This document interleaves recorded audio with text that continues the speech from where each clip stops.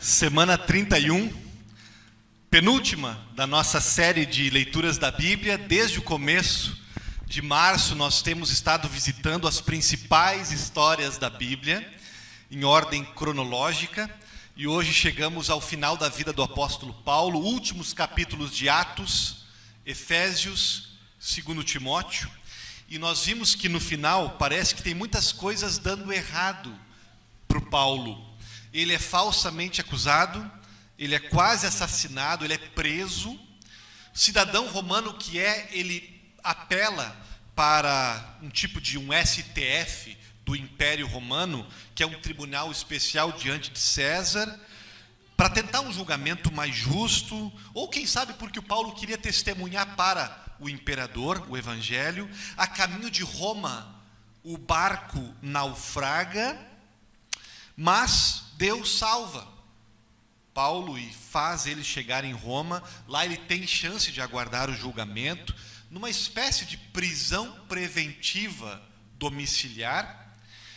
Não usava uma tornozeleira eletrônica, mas tinha um soldado guardando para que ele não saísse de casa.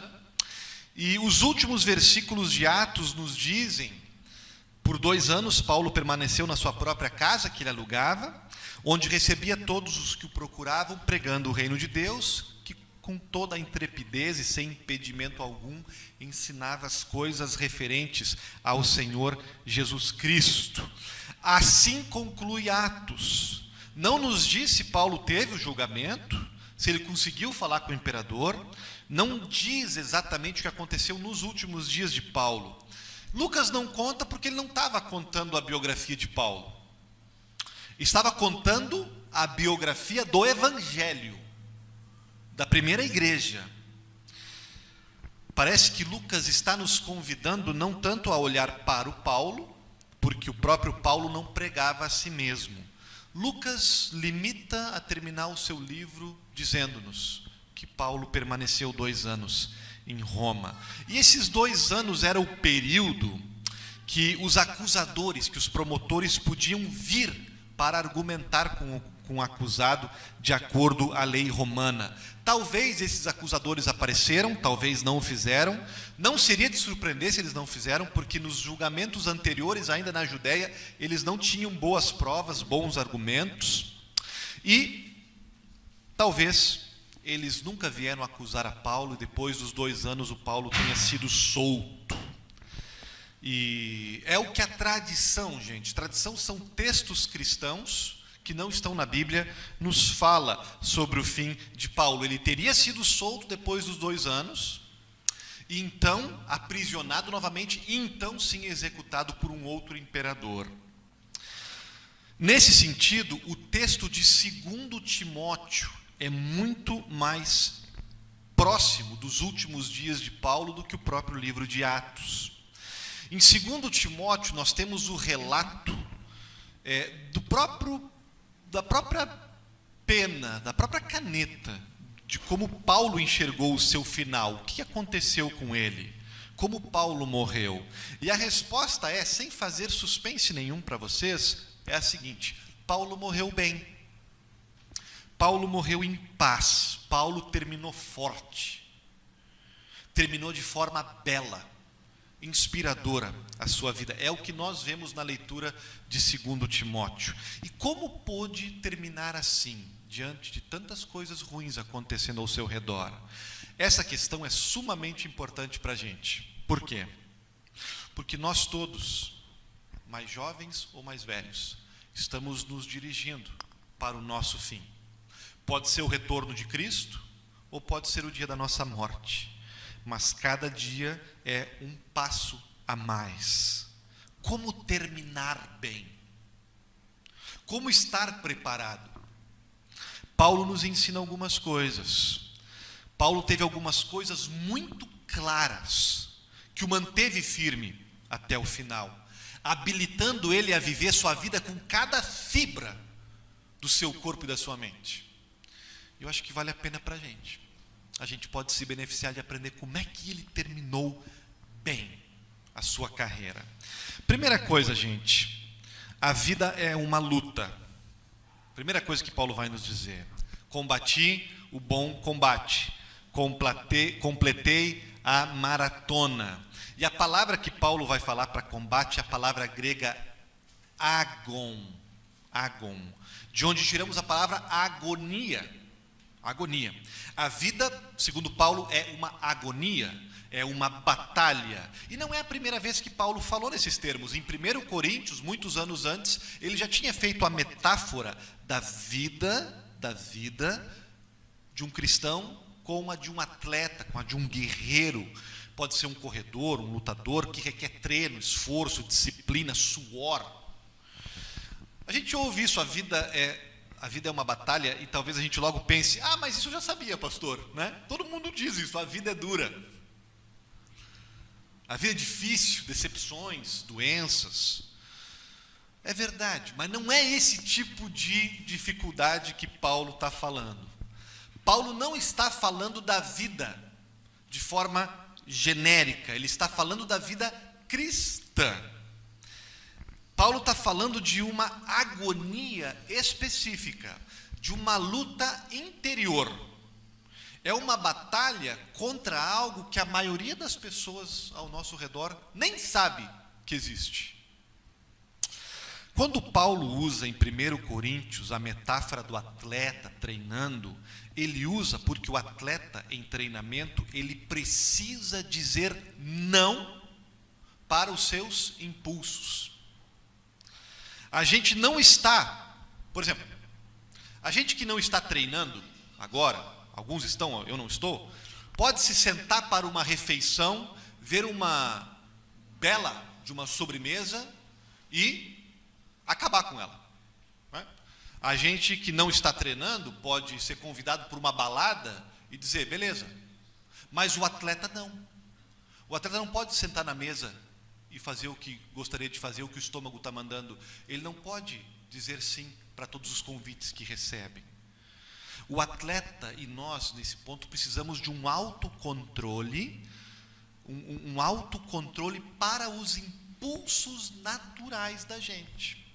E aí nos ajuda a entender a palavra que Paulo usa para esse autocontrole em 2 Timóteo e em todo o Novo Testamento. Uma palavra bem conhecida lá, que em grego é egokratia, ou seja, controle do ego. Conhece a palavrinha? Ego, de egoísmo, de egocêntrico.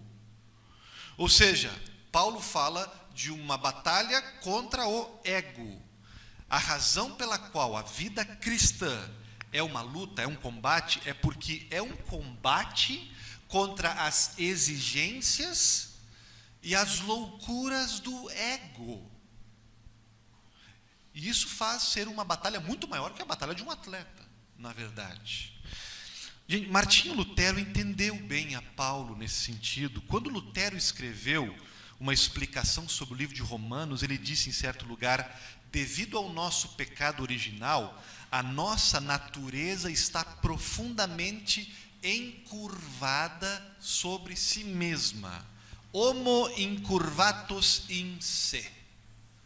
É o ser humano que falha em se dar conta do jeito maligno, do jeito torcido de buscar as coisas, inclusive de buscar a Deus. E a fábula de Narciso aqui ilustra bem também. Segundo Lutero, todos nós temos dentro de nós um ego voraz, que o tempo todo quer tudo e todos. É um ego que pega tudo para si, para os seus interesses. Estamos encurvados sobre nós mesmos, vivendo para os nossos próprios umbigos. Cada interação, quando a gente encontra uma pessoa, quando a gente vai a uma reunião, cada dia, cada hora, cada encontro, para me servir. Temos um sistema operacional dentro da gente que diz: tua vida, teus recursos para me servir. E assim agimos naturalmente, até que recebemos o dom da nova vida, da fé que o Espírito Santo nos dá. Uma nova vontade. É outro sistema operacional que se guia por um outro objetivo. Agora, Deus, Cristo, o outro. Então não é mais tuas coisas para mim, mas minha vida, meus recursos para ti. Marido, filho, esposa, amigo, irmão, para ti. E aí que nós temos a batalha que Paulo falou dentro de nós, em cada situação, duas vontades lutando dentro da gente. A nossa natural, que nascemos com ela, que diz meu, para mim. E a vontade de Deus em nós, o Espírito Santo nos deu e nos chama para viver, que nos faz olhar para o outro, pensar no outro, priorizar o outro. E é uma batalha dramática, porque a nossa vontade é tão natural para nós, né? E ela é tão profunda, ela é automática, ela é o nosso piloto automático. Nos parece certo, sabe? Pensar na gente, fazer o que a gente quer. Nos parece natural para nós, esse negócio de colocarmos em primeiro lugar. E a gente não se livra disso, até que nós nos esforcemos, agonizemos, lutemos contra ela. A menos que a gente lute, gente, e se esforce, sempre vamos pensar nas nossas necessidades sendo satisfeitas, no nosso nome sendo elogiado, na nossa opinião vencendo uma discussão, nos nossos desejos sendo realizados, as nossas vontades prevalecendo. E cada vez que agimos assim, homo incurvatus, nos tornamos menores e menores e menores, porque estamos encolhendo, nos encurvando sobre nós mesmos. Até pensamos que estamos crescendo, sabe? Se pudéssemos enxergar realmente como somos, nos chocaríamos de quão pequenos nos tornamos. Perdemos a grandeza de Deus em nós, a grandeza da alma, que nos permite compreender o outro, outros pontos de vista. Nos tornamos mais vitimistas, sabe? Defensivos. Ninguém me entende, está todo mundo contra mim. Nos tornamos mais duros.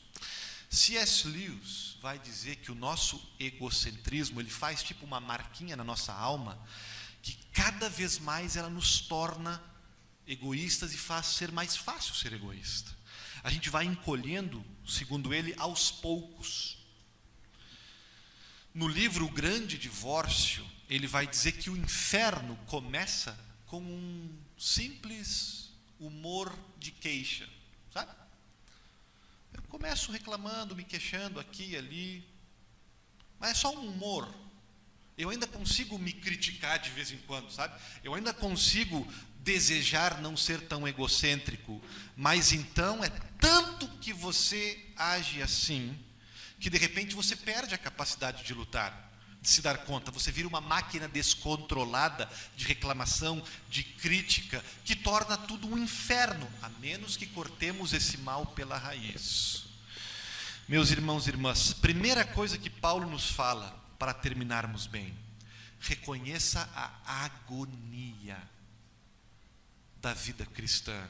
Combata o bom combate. Abra os olhos para o monstro que vive dentro de você, essa natureza egoísta que quer te fazer ficar corcunda, que quer fazer a tua vida ser um inferno e eventualmente te levar para o inferno.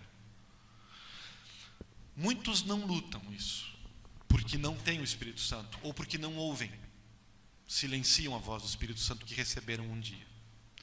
E o final para essas pessoas é triste, não tem final bonito. É um final cada vez mais encurvado, mais cínicos, mais duros de coração, mais indiferentes, com menos capacidade de ter paz, de amar. Não deixe, meus filhos, isso acontecer com vocês. Nós não precisamos deixar, porque desde o nosso batismo o Espírito Santo já está aí, mexendo, já está aí, corcoviando, falando, agonizando com você. Ele já está aí militando contra a carne dentro de nós. Então estejamos conscientes, esteja acordado, meus irmãos, vigilante, engajado nessa luta interior que acontece cada dia dentro de você. Não entregue os pontos, não desça do ringue, aceite os conselhos, Receba perdão e ajuda para corrigir o caminho, para de novo tentar, e de novo seguir em frente. Segunda coisa, para terminarmos bem, gente. Paulo vai dizer, a morte é uma viagem. Estou sendo oferecido por libação. Minha vida está prestes a ser ofertada. Ele está falando do martírio, né? E o tempo da minha partida já chegou. Paulo usa essa palavra, partida, para a morte. Vem de uma palavra grega que significa desatar, soltar. Nós não temos exemplo nenhum na Bíblia dessa palavra. É o único lugar na Bíblia que ela aparece. Mas essa palavra ela é usada na literatura grega, na Ilíada, por exemplo, você encontra ela. E é uma palavra usada para o desatar dos barcos. Aí, Alexandre, o desatar dos barcos na marina, né? Para o barco fazer a sua viagem, a sua aventura, para que os barcos possam se soltar do que os amarra, né? E é uma metáfora fascinante, porque retrata bem a teologia da Bíblia para a morte. Porque a teologia da Bíblia para a morte é um equilíbrio de sentimentos. Por um lado, vamos viajar, e a tristeza, especialmente para quem fica, né? A tristeza, a dor para quem fica, barco indo. Mas, por outro lado, a alegria, o entusiasmo do novo, da aventura, né? Para quem faz parte. Nós vemos esse balanço sobre a morte em Paulo, quando ele escreveu aos Tessalonicenses. A igreja de Tessalonicenses estava muito preocupada com as questões da morte. E o Paulo vai escrever lá para eles: irmãos, não queremos que vocês ignorem a verdade ao respeito dos que dormem, para que não fiquem tristes como os demais, que não têm esperança. Veja o balanço. Paulo não diz para não ficarem tristes. Ele diz para não ficarmos tristes como os demais, que não têm esperança. Paulo não é contra a tristeza, ele não é contra nós nos enlutarmos quando a gente perde alguém. Paulo não é contra a gente chorar a morte de alguém. Essa é a tristeza de quem fica, e ela pode ser vivida. Mas Paulo não quer que choremos, soframos, como quem não tem esperança, como se a morte fosse o fim de tudo. É o mesmo balanço que nós vemos em Jesus diante da morte. Quando morreu seu amigo Lázaro, Jesus não chegou no funeral dizendo para todo mundo: não chorem, parem de chorar, engolem o choro. Não, pelo contrário, ele próprio sentiu a tristeza do equilíbrio. Ele próprio chorou. E não apenas chorou, gente. O texto lá vai dizer que ele se dirigiu à sepultura bufando de raiva. Raiva da morte, do estrago que a morte fez e faz para os seus filhos. Esse detalhe é importante, nós já falamos sobre isso aqui algumas semanas atrás, porque há uma tendência hoje em dia de relativizar o peso da morte, sabe? De negar os sentimentos que a morte traz, diminuindo a sua realidade como se ela fosse natural. Lembra do Rei Leão, né? O ciclo da vida? Não é natural. Deus não criou a morte, Deus não criou os seres humanos para sofrer, para o mal. Isso tudo entrou no mundo e agora nos machuca. E os sentimentos que isso produz na gente, a dor, o luto, a raiva, são reais e podemos senti-los, porque Jesus nos autorizou a sentir e a sofrer. Podemos ter medo, raiva, tristeza diante da morte, mas olha o balanço. Não precisamos ter o desespero. Não precisamos ser intimidados. Há esperança. A morte não é o fim. Como é que a gente sabe disso? Jesus ressuscitou a Lázaro. Jesus se ressuscitou a si próprio pelo poder de Deus. E a promessa que ele fez da ressurreição, ela é para cada um de nós. George Herbert disse, bem, que a morte antigamente era um executor, mas agora, a partir de Cristo, e para quem está unido a Cristo, ela é um jardineiro. Tudo que a morte pode fazer é plantar uma semente, é abrir uma porta para uma realidade muito mais gloriosa. O que é melhor nessa metáfora do plantio do jardineiro? O que é melhor, um bulbo de tulipa ou uma tulipa? O que é mais bonito? O que é mais perfeito? Certamente, né? Tulipas são muito mais aperfeiçoadas do que o bulbo da tulipa. Precisamos plantar o bulbo da tulipa para torná-la tulipa. A morte agora é o plantio do bulbo para nos tornarmos quem realmente fomos feitos para ser no Jardim do Éden. Para nos tornarmos quem realmente somos, a versão perfeita, isenta de pecado. A morte antes era uma executora, agora é uma jardineira.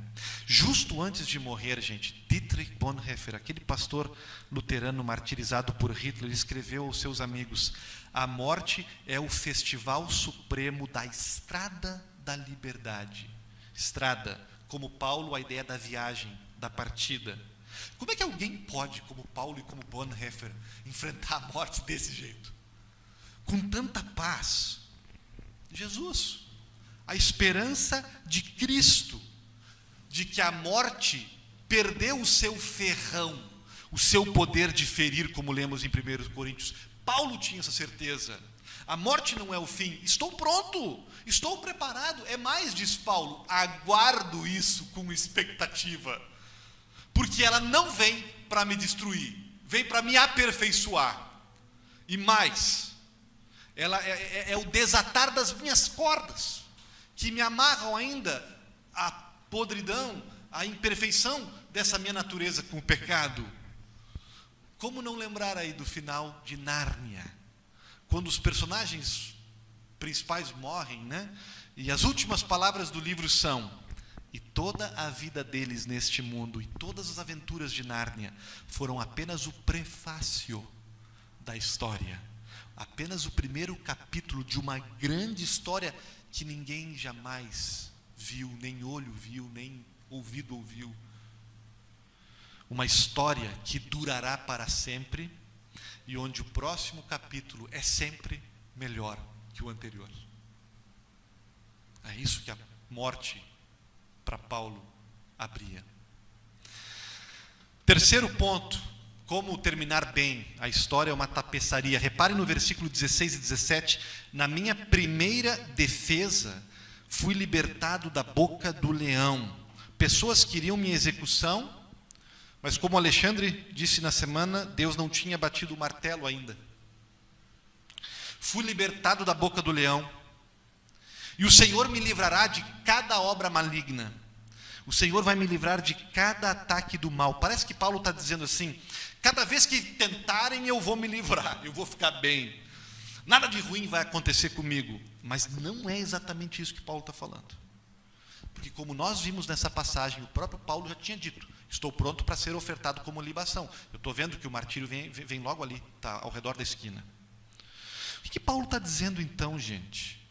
O final do versículo é sumamente importante, por isso que eu deixei a reticências ali. E o Senhor me livrará também de toda a obra maligna e me levará salvo para o seu reino celestial. O que o Paulo está dizendo é que Deus vai me livrar sempre. Às vezes Ele vai me livrar do sofrimento, e às vezes Ele vai me livrar através do sofrimento, para algo maior. Esse livramento que o Paulo está falando é o livramento daquela única coisa, problema, mal, doença, que realmente poderia nos destruir, que é o livramento do poder, do pecado, do diabo da nossa vida. A única dívida que nos poderia fazer dano e condenar para sempre. E disso Paulo está dizendo: pode ficar tranquila, disso você é e será livrado. Deus já me livrou muitas vezes da boca do leão, da morte, mas dessa vez o seu glorioso livramento vai ser através da morte, vai ser por meio da morte. Não importa, porque Ele vai estar me levando a salvo para o melhor, para o reino celestial. Gente, essa crença de Deus conduzindo amorosamente, nos livrando a cada detalhe do sofrimento ou por meio de um sofrimento, essa crença de Deus conduzindo a história da nossa vida, ela não é uma fábula contada por um idiota cheio de som e de fúria. como diria um personagem de Shakespeare. Ela não é aleatória. A história não é. Não é acaso. A história não é jogo de dados. Não era nisso que Paulo acreditava. Paulo acreditava numa história obra-prima, numa história tapeçaria. Tudo acontecendo com a presença e a ação de Deus. O bom, o ruim, a boa notícia, a má notícia, está acontecendo para o meu resgate. Às vezes do sofrimento, às vezes através de um sofrimento, para o reino celestial. Tapeçaria de Deus. E é por isso que Paulo pode permanecer calmo. Ele vai dizer, na minha primeira defesa, ninguém veio me apoiar, todo mundo me desertou. Mas que isso não seja levado contra eles. O Alexandre, o ferreiro, me fez muito mal, mas o Senhor sabe do que ele precisa. Eu não preciso me preocupar com ele. Veja, há um equilíbrio na postura de Paulo, que a gente também pode perseguir, porque está disponível para a gente. Se alguém me fez mal, Paulo não se enche de vingança.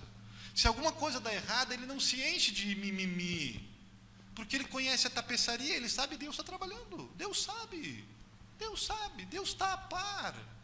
Deus não está dormindo, Deus está no controle. Posso não entender hoje o que está acontecendo comigo, porque eu tenho que enfrentar isso ou aquilo, mas do ponto de vista da eternidade, do resgate do reino celestial, do ponto de vista da tapeçaria pronta, não inacabada, mas ela acabada, tudo está encaminhado, todas as coisas cooperam para o bem, até o mal, até coisas ruins. Deus trará um bem maior disso. A eternidade vai revelar isso para vocês, os porquês e paraquês. Essa confiança nos ajuda a terminar bem, não só terminar bem, nos ajuda a viver bem hoje, a dormir bem, a olhar para o mundo, para a história bem. Temos essa promessa. Sabe o que mais ajudou Paulo a terminar bem a sua vida, né? É uma outra verdade, o Evangelho não será contido. Lembra que eu falei antes, quando eu estava explicando Atos para vocês, que o Lucas termina sem dar muitos detalhes do Paulo, lembram disso? Se ele teve um julgamento, se ele viu ou não o César, Lucas não conta isso. Era o clímax esperado que nós esperamos quando lemos Atos, mas Lucas não dá.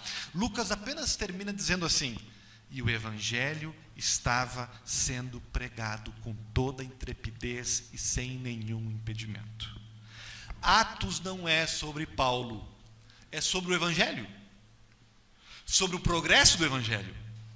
Paulo fez o que fez e é o que é pelo Evangelho. Por isso, o livro de Atos não poderia terminar de melhor maneira, a não ser Lucas nos dizendo, olhem para o que estão fazendo com a gente. Olhem para tudo o que o mundo atira em nós. Olhem para o jeito que o mundo está. Olhem para a oposição, como nos aprisionam, como nos zoam da gente, como nos matam. Olham para o diabo rugindo. Ninguém, diz Lucas, nunca, jamais poderá aprisionar o Evangelho. Podem aprisionar um missionário, podem fechar uma igreja, mas o Evangelho não pode ser contido.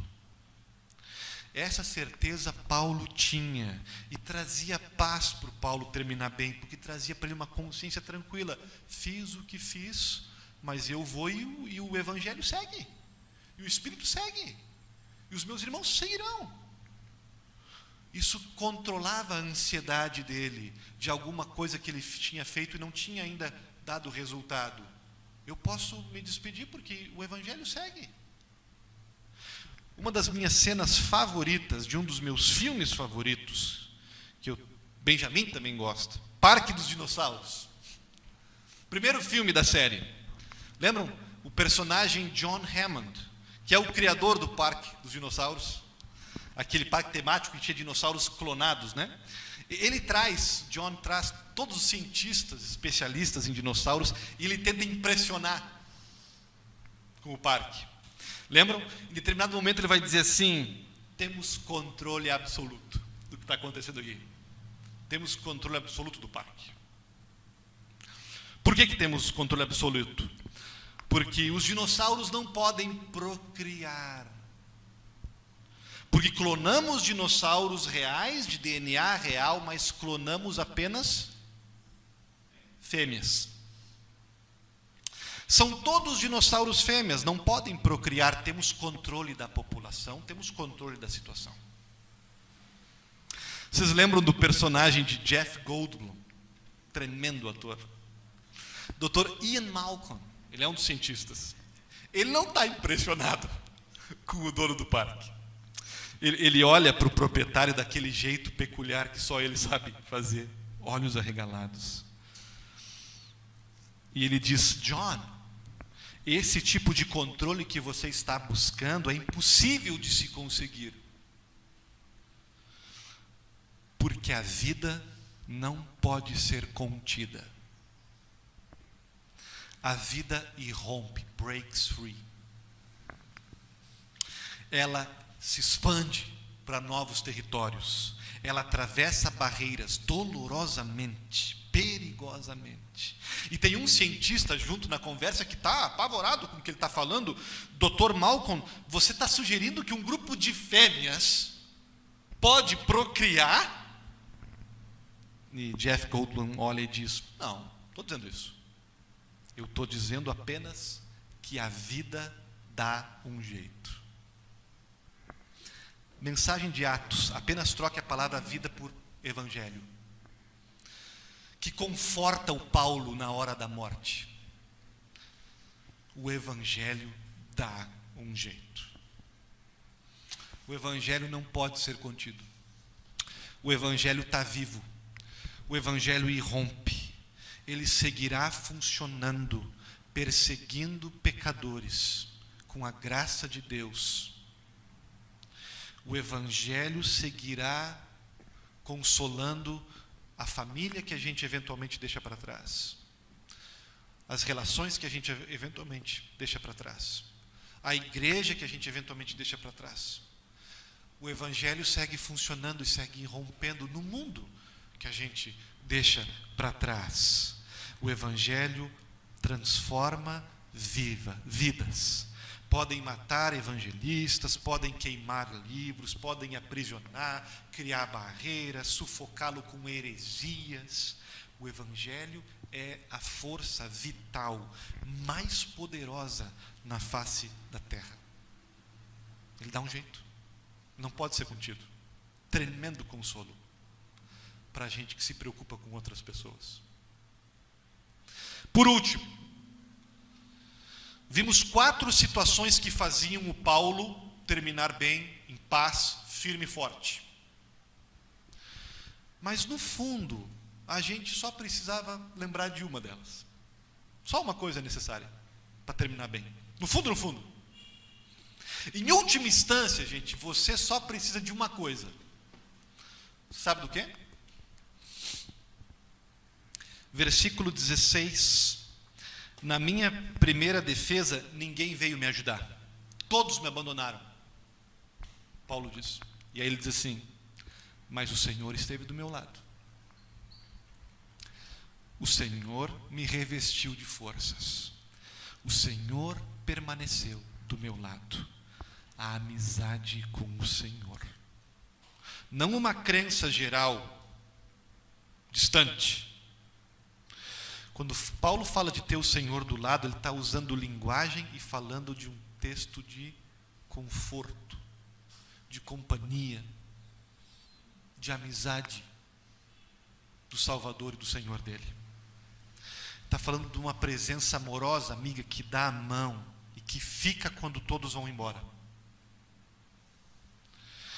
Para terminar bem, uma crença em Deus correta é ótimo. Mas essa crença manifestada numa vida de devoção, de conversa, de companhia com esse Deus é sumamente importante. Para terminar bem, seja diante de uma perseguição como Paulo, adoentado com câncer numa cama, do jeito que for, precisamos de um Deus perto. De um Deus perto. Presente. Companheiro, e nós temos isso no nosso Deus. Paulo sabia disso, e nós também podemos ter essa certeza, porque ela está no coração do Evangelho. É o Emanuel quem vem do céu, um Deus com a gente.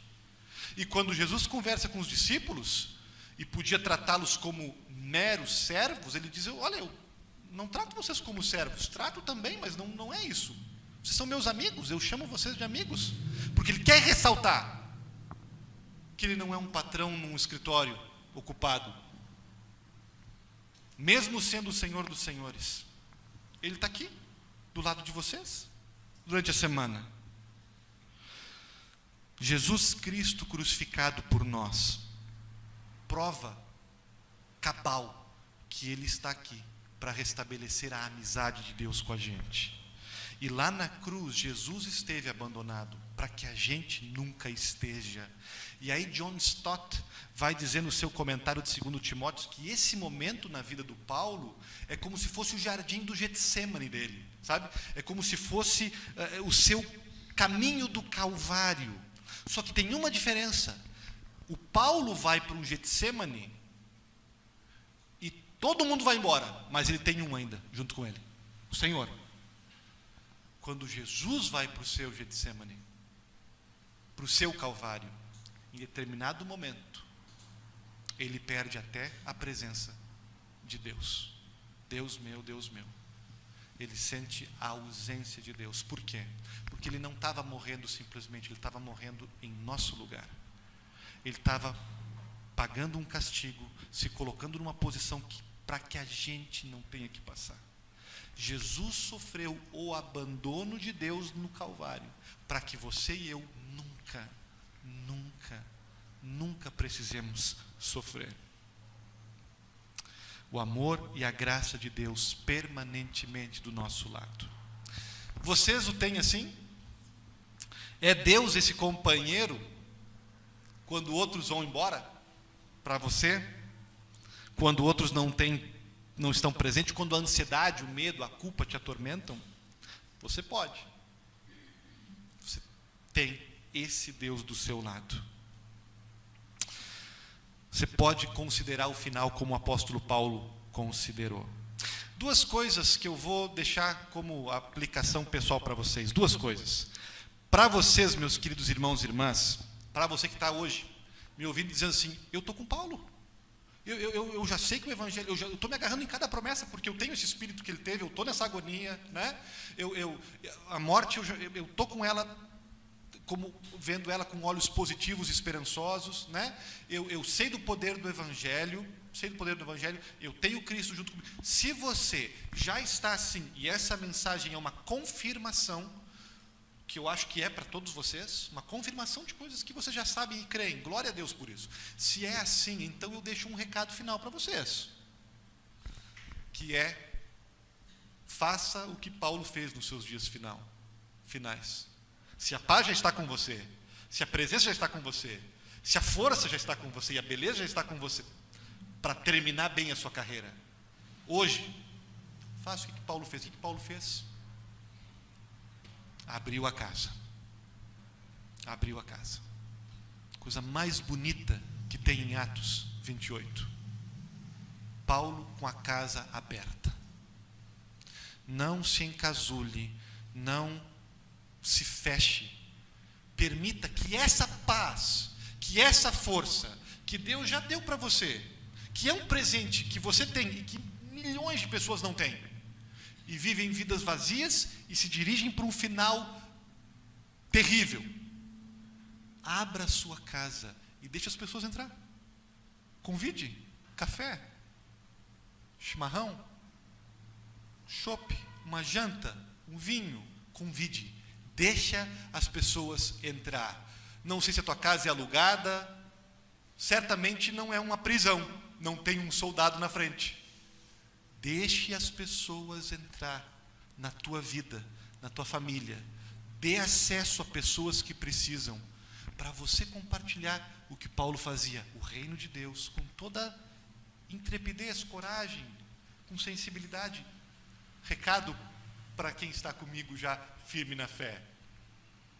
Preparado, abra tua casa. Deixa as pessoas chegarem até você. torne-se padrinho, torne-se pai, torne-se mãe, torne-se mentora de alguém. Deus já colocou essas pessoas no caminho de vocês. Identifique. Abra a tua casa. Agora, quem está me ouvindo aqui no templo ou em casa, que de repente não estava seguro dessas coisas, de repente ainda não está. De repente ainda está tateando, ainda está buscando um encontro com Cristo, ainda está buscando ouvir o Espírito Santo, ainda está buscando, ainda está duvidando das coisas. A gente tem muitas pessoas que estão nessa fase da caminhada da espiritualidade. A gente tem respeito por vocês. Eu tenho uma palavra para vocês, que também vem do texto de 2 Timóteo. Eu vou me apropriar.